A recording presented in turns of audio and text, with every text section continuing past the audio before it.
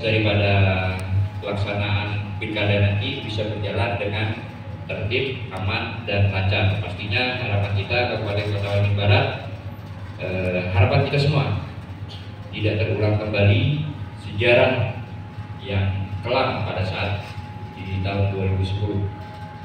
Nah, dan ini tentunya atas dukungan dan partisipasi kita semua untuk menjaga wilayah kita. Mungkin itu saja Pak Jaka, terima kasih. Terima kasih Bapak Ibu.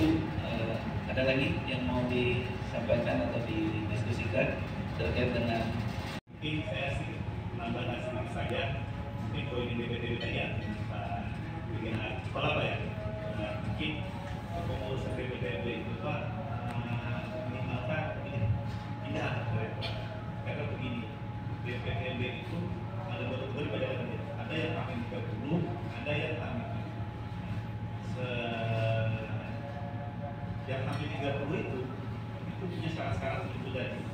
Kebanyakan kalau dia karyawan yang memang dia menetap, sedangkan karyawannya, nah dasar dia untuk pindah itu dia harus berdasarkan ada surat keterangan aktif dari perusahaan sebagai karyawan, dan itu harus dekat dengan keterangan dasar dibawa ke desa terdekat atau terus yang untuk itu yang kami 30 itu kalau karyawan, tapi kalau kami 7 yang karyawan tetap tadi dia lewat masa yang menetap itu nggak bisa lagi. Nah, yang aktif itu boleh kecuali seumpama begini, orang outing nih karyawan perusahaan, dia ada perjalanan dinas atau apa kerja ke obat, dia bisa mengurus pindah diri dari tempat tujuan. Itu yang tujuh macam ya, tujuh. Berarti dia dari hampir 30 itu hampir 7 itu ada berapa hari itu. Nah, dia membuktikan dengan surat tugas itu bahwa pada saat tanggal 7 November, semua dia berangkat itu hampir 7 tanggal 20 ya, tanggal 20 tanggal 19 November. Dia surat tugas tanggal itu akan berada di Kobar selama 2 minggu. Logikanya pada saat tanggal 7 dia berada di Kobar kan, nah, dan surat tugasnya harus aktif dan tugasnya juga itu yang boleh kami tuju. Jadi kalau dia karyawan tetap dan tidak bertugas di saat hari H, dia tidak bisa berpindah diri. Karena kenapa? Sangat terlihat kata tadi yang BPPT. Karena surat suara BPPT itu berbeda dengan loss awal Pak. Kalau loss awal ini loss ini kayak seperti CDI, seperti lapas sudah seperti awal. Surat suara sudah dari awal Pak, kita tetapkan sesuai dengan DPT yang di awal. Tapi kalau DPT yang akhir tadi, dia menggunakan surat suara cadangan yang ada berada di TPS terdekatnya. Makanya akan terbatas dia. Seperti kemarin sendiri juga, kemarin kita ngobrol Pak di Medsur itu karyawannya, terus yang di HO-nya, sampai kita kemarin memang melakukan tembus Pak ya. Jadi itu lumayan penampilan ya ratusan gila. Jadi kami kasih keterangan kalau yang mau DPD kan dilibatkan akan kami sebar di wilayah asal kota. Kalau lebih baik jadi kalau khusus, tapi memang kalau dia ada banyak ya sampai 100 tidak mau dia kalau ini pulang dia akan sebar bahkan juga kita untuk punya di mulut mobil bisa dibawa mobil habis berapa jam tersisa sudah kan kita tidak terlibat. Kalau kita belum menentukan contoh itu harus memilih. Terus katanya cuma warahmatullahi wabarakatuh. Waalaikumsalam. Terima kasih kawan-kawan media.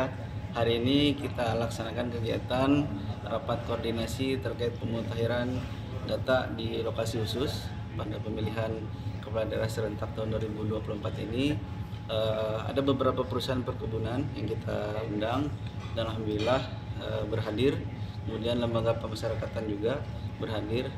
Potensi untuk didirikannya TPS lokasi khusus tadi dari hasil diskusi ada satu perusahaan perkebunan yang menyatakan pengen didirikan TPS khusus.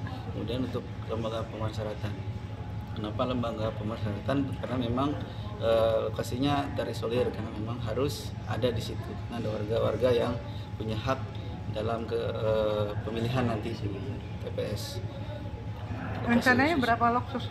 Untuk rencana jumlah loksus kita mutakhirkan data dulu, Oh, siap. Pak. Ya, karena ini kita sampaikan data nanti pom-pom yang harus diisi oleh perusahaan dengan lapas juga.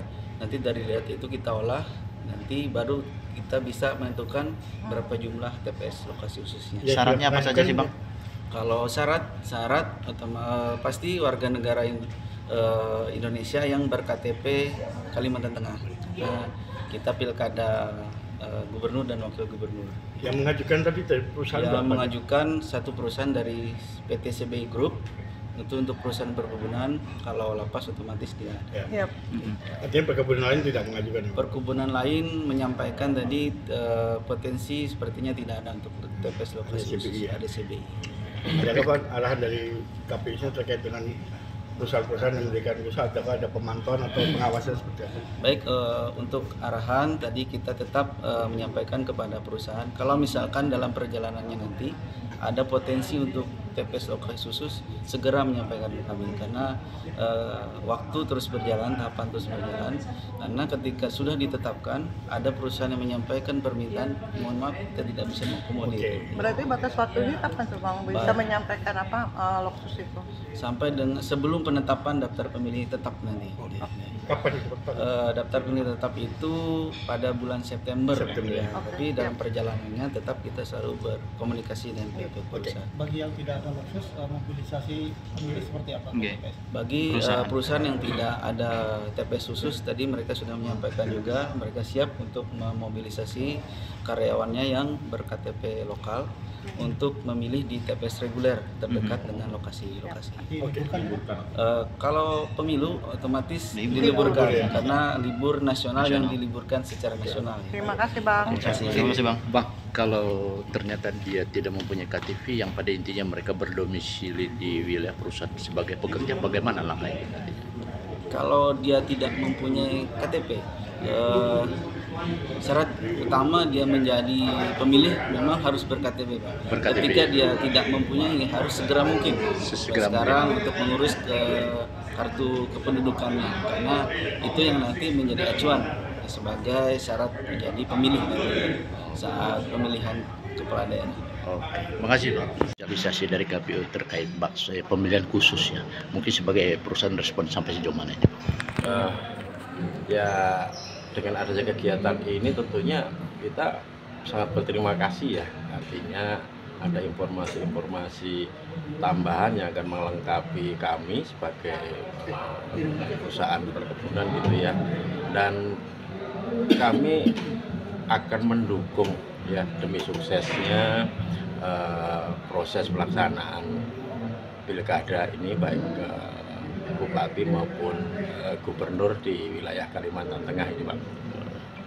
Mungkin ada kendala yang mana saat ini kan terus dipacu. Tadi terkait dengan lokasi khusus ya, ada kriteria dan tentunya di karyawan kami memang secara verifikasi ada karyawan-karyawan kita yang ber-KTP atau beridentitas di wilayah Kalimantan Tengah, namun semuanya masih dalam jangkauan dan itu pun juga sedikit.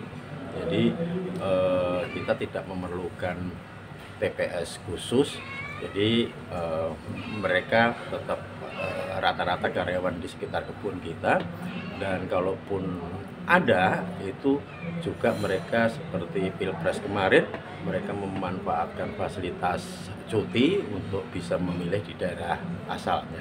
Jadi kita dukung upaya-upaya KPU untuk suksesnya agenda besar yaitu pemilihan bupati dan gubernur di Kalimantan Tengah. Demikian Bang. Oke, terima kasih Bang. Siap. Terkait dengan baksus khusus untuk pemilihan ke depannya. Nanti bagaimana perusahaan menyikapi dengan sosialisasi tadi?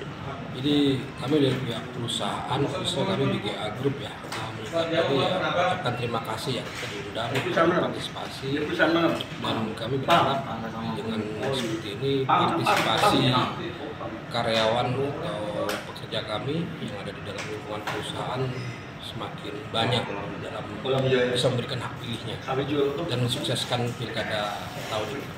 Mungkin ada kendala yang saat dalam sosialisasi beberapa pertanyaan yang dilontarkan.